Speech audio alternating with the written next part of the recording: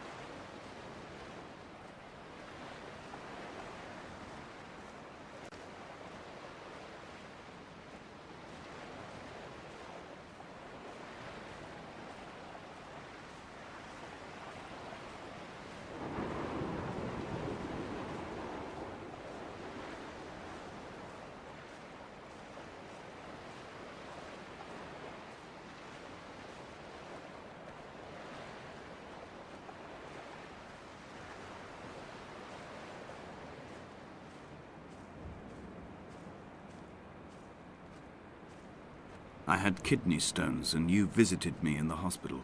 After the operation, when I was still half submerged in anesthetic, your outline and your speech both blurred. Now my stones have grown into an island and made their escape, and you have been rendered opaque by the car of a drunk.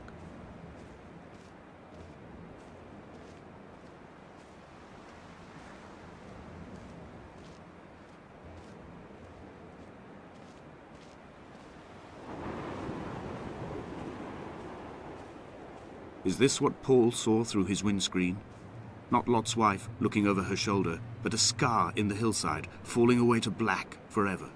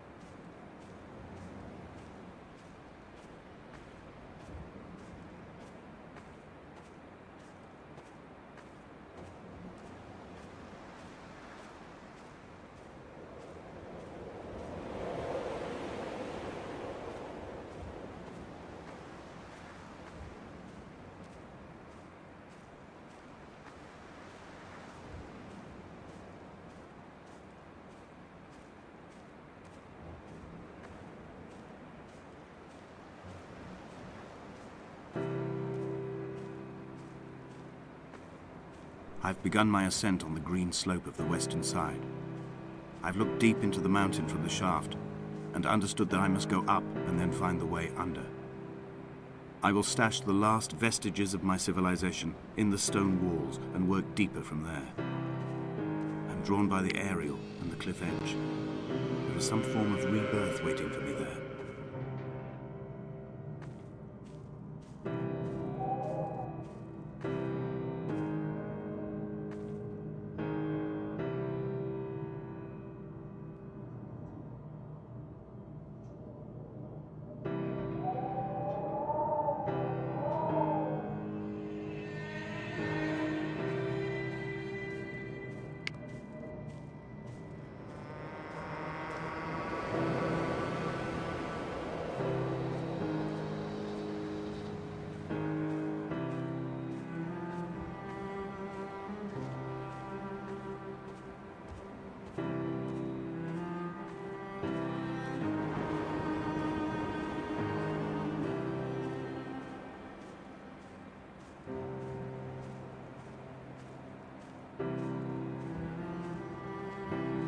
The bothy was constructed originally in the early 1700s. By then, shepherding had formalized into a career.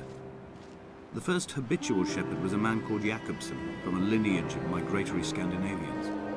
He was not considered a man of breeding by the mainlanders. He came here every summer whilst building the bothy, hoping eventually that becoming a man of property would secure him a wife and a lineage. Donnely records that it did not.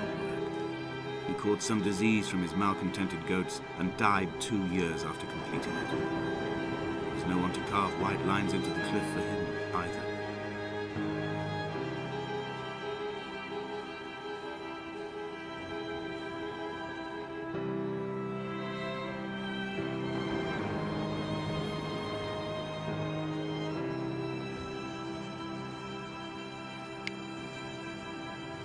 When the oil lamps ran out, I didn't pick up a torch, but used the moonlight to read by.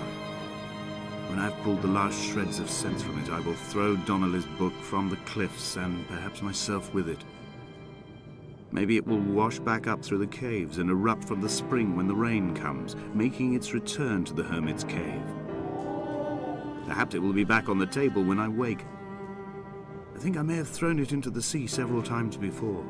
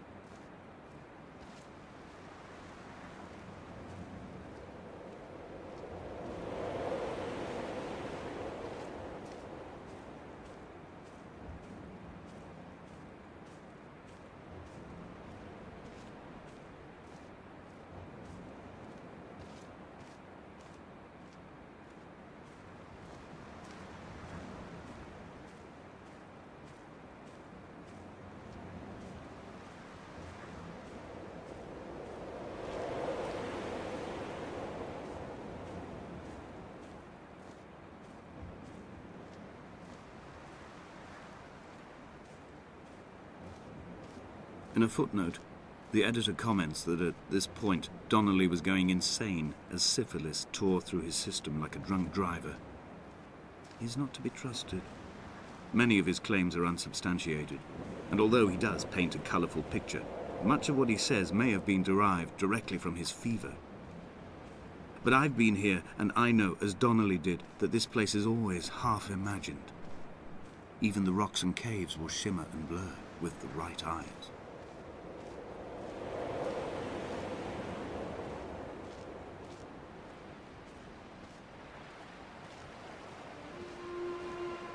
They found Jakobsen in early spring. The thaw had only just come. Even though he'd been dead nearly 7 months, his body had been frozen right down to the nerves and had not even begun to decompose.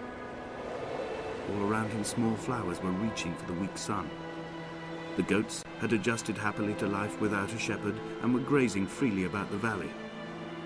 Donnely reports they hurled the body in fear and disgust down the shaft, but I cannot corroborate this story.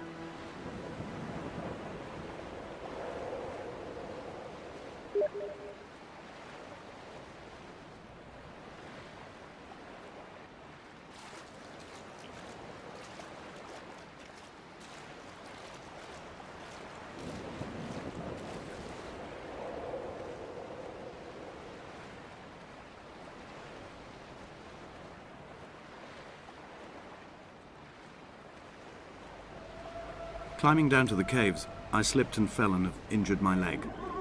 I think the femur is broken. It is clearly infected. The skin has turned a bright, tight pink, and the pain is crashing in on waves, winter tides against my shoreline, drowning out the ache of my stones.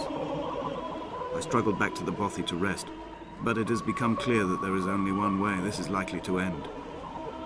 The medical supplies I looted from the trawler have suddenly found their purpose.